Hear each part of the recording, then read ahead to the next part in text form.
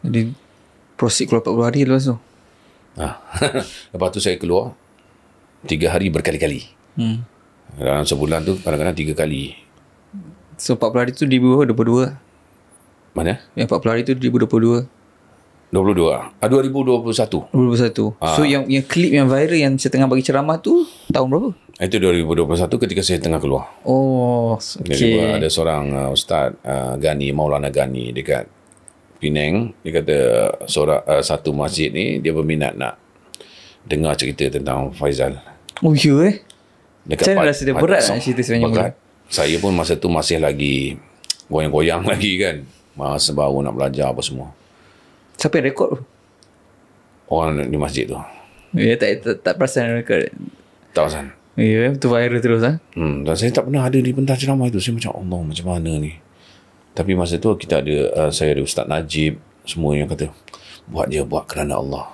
Lepas tu yang dapat offer TV Al-Hijrah tu Baru apa lepas tu tak berapa lama lepas tu.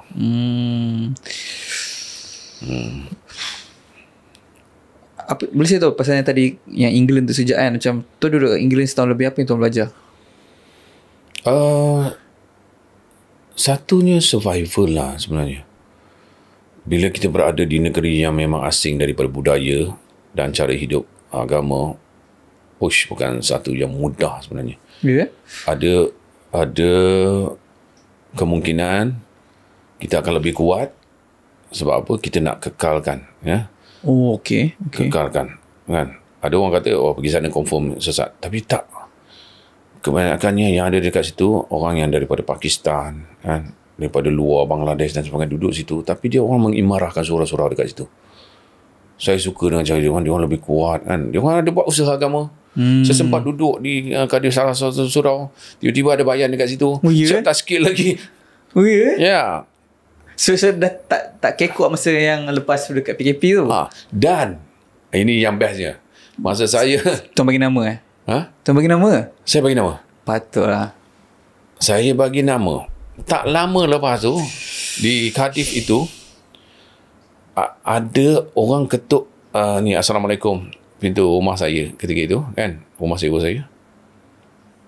Saya buka-buka, saya tengok jemaah dari Malaysia. Oh ya. Yeah. Nampak kan sekali. Tapi saya tak keluar lagi. Saya pergi dekat dia orang hanya untuk pergi surau tu, kan, tapi tak duduk lagi dengan dia orang 2 kali. Dia kenal lah Faizal Ismail. Dia kenal. Dan dia orang langsung macam mana boleh ada kat sini. Masa tu saya kat sana, saya dengan niat untuk tak nak lah ni sangat, kan. Saya nak ada dalam privasi hidup saya dengan keluarga tu. Nak rasa macam manusia normal je lah. Tapi 2 kali dia ketuk itu. Rupanya bila saya balik Malaysia, baru Allah izinkan untuk bersama-sama dengan dia orang sebenarnya. Tapi macam yang masa tuan duduk kat Bayan tu, kat Cardiff tu, masa dia minta tashkil tu, tuan bagi nama kat sana? Saya bagi.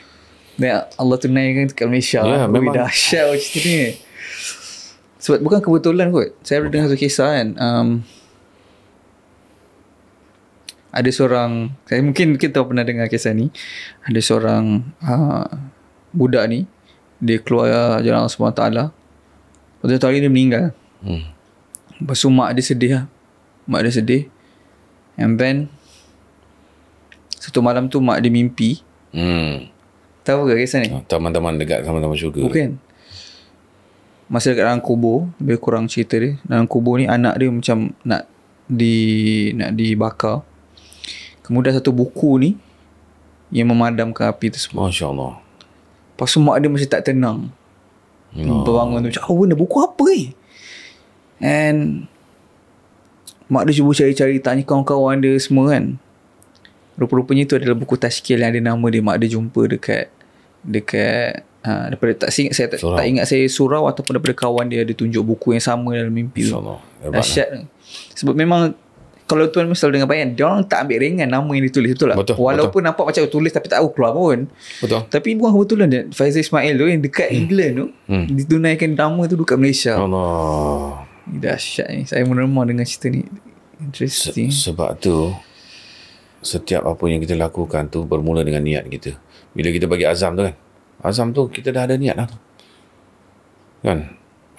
Bila dicatatkan itu, bermakna kita dah bagi niat kita. Walaupun kita sama-sama, nantilah. Bila masa aku nak keluar ni? Bagi je, kita tak tahu bila Allah akan pilih kita sebenarnya. Saya pun tak tahu sebenarnya.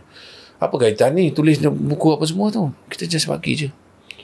Sebab masa tu hati kita belum, kan? Allah belum buka lagi.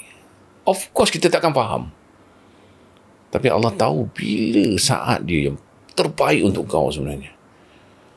Dan ketika saya berada dalam fasa saya sekarang, walaupun satu ketika dulu menyesalnya, kenapa aku buat ini, kenapa aku masuk dalam bidang ni. Sekarang dengan usaha agama, dengan keluar jemaah ni, kita akan, ya Allah, syukur engkau bagi aku ujian ini, syukur engkau bagi aku ini, syukur engkau bagi aku rasa tekanan ini. Kalau tidak, aku tidak akan melalui fasa yang indah yang aku rasa sekarang ni. Dan macam mana sebenarnya, ya Allah, macam mana sebenarnya kita nak rasa keindahan tu lagi? Sebab tu kita jangan expect Allah tak bagi ujian kat kita. Kalau Allah tak bagi ujian kat kita, tak mustahil kita akan patah balik kepada yang lama. Tapi macam mana kita nak menghadapi ujian itu untuk kita sentiasa rasa yang Allah ni dekat dengan kita, dekat dengan kita. Sebab tu ke macam tuan duduk kat pondok sekarang? Kau ni orang tak tahu? Masya Allah. Tahu? Orang tahu. Okay. Saya dah terbuka dah, Alhamdulillah. Saya duduk dalam pondok tu pun sebelum saya keluar ke media semula, sebelum saya ke Radio Zayan. Dengan sengaja supaya jadi kita punya anchor ke macam mana? Tak sengaja juga. Oh. Nah, itu satu kisah lain pula kan. Ketika saya keluar jemaah, ketika itu saya yang mempunyai, orang kata, satu rumah banglo, satu rumah ni apa, semi-D pun ada, apartmen saya dah jual dekat adik saya. Banyak rumah Itulah fasa dunia saya. Itu yang saya kata mengumpul. Yang jumpa dengan Ustaz Farhan itu dekat banglo ke? Tak, itu dekat tempat lain. Oh, okey. Dekat tempat lain. Masa tu saya tengah ada dekat satu tempat untuk merawat diri tu. Ya, membawa diri ya. Membawa diri kan.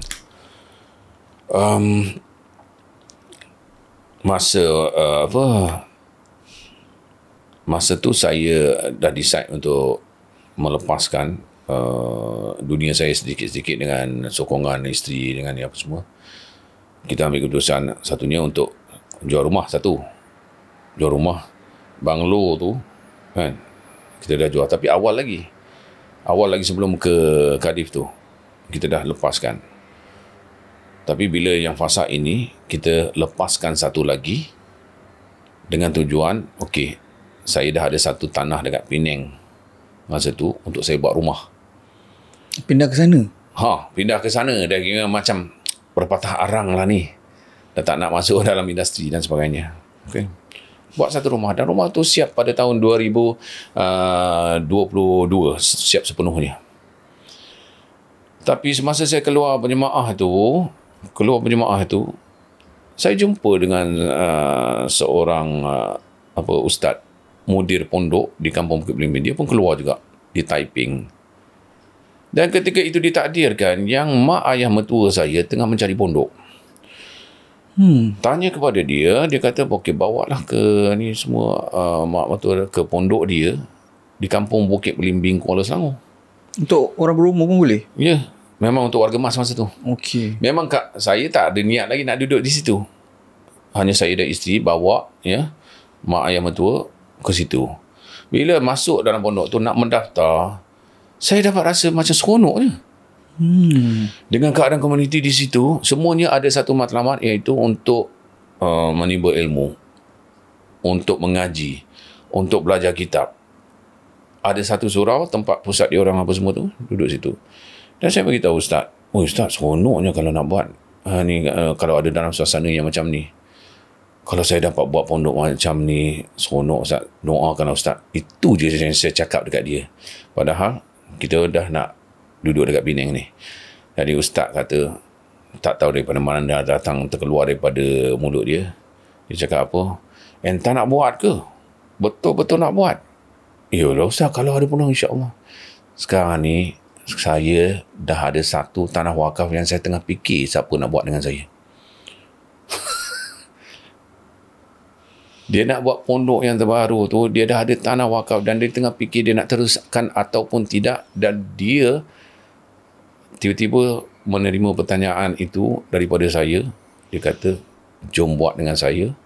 Kan, saya pun terkejut masa tu juga. Saya, Masya Allah, ada lagi jalan yang Allah buka kan untuk aku dan sebagainya. Masya Allah. Jadi dia kata, tak apa, permulaan ini saya ada satu rumah dekat sini sesuai untuk satu keluarga ni datang, bawalah anak-anak semua datang, duduk dulu. Kalau nak buat pondok, kena rasa macam mana duduk dalam pondok. So saya bawa dalam keadaan begitu. Tapi orang rumah saya semua dalam keadaan yang kita rancang nak duduk tempat lain, duduk dekat Penang kan, nak memulakan kehidupan baru dan sebagainya. Duduklah dekat situ permulaannya. Tapi orang rumah saya agak lembut ketika itu sebab apa? Mak ayah dia dah masuk. Dia ikut juga pergi sana. Dia ikut jugalah. Tapi dia seronok sebab mak ayah dia dekat. Nak ditakdirkan Allah mempermudahkan semua urusan. Dan anak-anak saya ketika itu dihantar ke tahfiz yang berdekatan dengan pondok itu. Alhamdulillah, tanpa banyak soal mereka serasi dan bergaul dengan anak-anak ustaz dekat situ. Anak Abang Iwan Dangdut pun ada dekat situ. Ya? Masya Allah. Akhirnya sampai sekarang kekal. 4 tahun kami berada di pondok itu. Dan ketika saya ditawarkan TWLC hijrah ke Zayan, masa itu, adakah kita nak keluar meninggalkan pondok ini? Sebab sayang sangat-sangat ni. Kan? Kalau Allah saya saja nak letak ni, tidak. Dan bukan di tempat tu tempat yang tak baik untuk kita. Tempat yang baik untuk anak-anak membesar dan sebagainya. Akhirnya buat keputusan, okey, keluarga saya stay. Yang kerjanya saya, biar saya yang keluar masuk daripada luar nak pergi kerja dan sebagainya. Tapi tetap juga saya akan balik ke situ setiap hari. Ya. Ibarat macam saya punya base lah dekat situ. Tentera yang keluar pergi berperang kan, akhirnya dia balik ke situ juga. Itu yang saya lakukan. Dan saya tak nak kehilangan nikmat itu sebenarnya, Yusof. Saya tak dapat nak beritahu semua orang yang nak meyakinkan. Sebab mungkin ramai orang akan menilai daripada segi kehidupan zahir, kehidupan dunia, rumah dan sebagainya kan. Rumah, saiz rumah, mungkin juga dalam keperluan dalam rumah tu semua, mungkin tak dapat nak bayangkan kehidupan pondok tu macam mana. Tetapi bagi saya, nikmat yang kami dapat tu, Alhamdulillah, membuatkan kami suka nak berada di situ. Dan sebenarnya banyak kisah daripada orang-orang di sekitar itu juga menjadi iktibar untuk kami. Bagaimana mereka satu ketika dahulu pun sama juga. Kan? Banyak harta yang diorang dah kumpulkan. Akhirnya, diorang dapat kebahagiaan, ketenangan itu di pondok dan diorang lepaskan semuanya. Masya Allah. Ini satu perkara yang kita nak cakap, belum tentu semua orang boleh faham lagi. Yang kita boleh usahakan adalah kita sentiasa berada dalam suasana agama. Semoga Allah bagi dekat kita rasa itu, nikmat itu. Dunia tak salah sebenarnya, kan? Tapi kalau kita letak dunia dalam hati kita, itu yang jadi masalah kepada kita. Bila kita letakkan Allah dalam hati kita, Masya Allah, kita tak kisah pun dunia itu terlepas daripada tangan kita. Datanglah macam mana, offer macam mana sekalipun, Yusof. Masya Allah, kita tahu nikmat ataupun nilai sebenarnya adalah apabila kita letakkan Allah dan Rasul dalam hati kita. Itu je lah. Ada orang cakap macam Faizal sekarang ni tak macam Faizal yang dulu lah. Itu biasa. Ya, tak terkesan. Tapi bagi saya, kita tak boleh terkesan dengan apa pun. Tapi untuk membawa kepada proses tak terkesan apa-apa tu, memang kena lalu banyak benda. Memang banyak perkara yang akan memberikan kesan. Even orang-orang yang komen pun, macam saya cakap tadi kan, hijrah ini dah tak laku, dah tak ada job apa semua. Adakah ia tidak memberikan kesan pada peringkat awal? Memberikan kesan. Tapi sekarang, Alhamdulillah, saya tengok aja. Waktu saya scroll, boleh let go macam tu je. Kan? Ada orang suka menjawab, saya tengok, okey, saya fokus kepada benda ni. Alhamdulillah kan. Okey, mungkin itu satu teguran untuk kita juga kan. Tapi kita jangan biarkan dia memberikan kesan kepada kita sampai kita nak fokus. Kenapa orang ni komen dekat aku ni? Kenapa orang ni cakap aku? Tak. Kalau kita terasa kesan itu, kita balik kepada Allah. Bangun solat malam untuk dia, mengaji untuk dia. Tak lama pun benda tu akan keluar. Dia akan tinggal. Alhamdulillah. Macam mana kita nak kekal relevan tadi adalah supaya kita tidak berusaha untuk kekal relevan. Macam tu jugalah. Macam mana kita tak nak komen-komen orang meninggalkan kesan ini. Sebab kesan kepada kita, komen-komen orang tu. Macam mana kita tak nak komen-komen orang meninggalkan kesan kepada kita, ialah kita tidak menghiraukan komen-komen itu dan kita hanya hiraukan perhatian daripada Allah SWT. Dan jangan terkesan komen-komen positif juga. Positif pun betul. Sama. Ramai orang yang nak positif aja. Tak boleh. Once terkesan positif, dia akan terkesan negatif sekali. Benar. Dulu terkesan positif lah tu. Sebab tu pujian apa semua, dapat anugerah apa semua. Dia berkesan positif lah tu. Akhirnya kita rasa kita hebat dan sebagainya. Tapi sebenarnya semua tu datang daripada Allah SWT. Apa kita dapat balik kepada dia? Apa kita dapat balik kepada dia? Aku rasa seronok kan orang puji aku ni. Tidak, Allah yang bagi. Hada min fadli Rabbi. InsyaAllah. Assalamualaikum guys. Kalau aku beritahu korang boleh grow audience follower korang untuk make more money online, sama juga macam student aku ni, dengan satu video dah boleh generate RM1,500 sebab dia ada servis yang nak offer menggunakan skrip yang aku bagi. Ada juga student aku nak fokus on TikTok Shop dan dapat buat almost RM1,000 guys. Ini adalah peluang yang terbesar yang korang akan dapat untuk 2025 ni. Sebab apa guys? Sebab tengok ni salah satu student aku yang paling latest sekali, daripada zero almost 30k dah follower dia. And klinik Dr. Ding sekarang ni memang tahap pack dia lain macam sampai ke data. Perlu buat banyak video sebab almost hari-hari full schedule. Kalau korang nak achieve result macam student aku ni semua, boleh klik link kat bawah, join aku ni online university, Audience University. Nak belajar macam mana cara student aku make money online, cara aku sendiri make money online. Ini RM98 je sebulan guys. Kalau aku bagi tahu korang selama ni korang buat macam-macam tapi tak berhasil, maksudnya apa? Maksudnya korang kena buat cara yang baru. Inilah peluang dia guys, join Audience University dan masuk dalam ni jangan lupa message aku pula.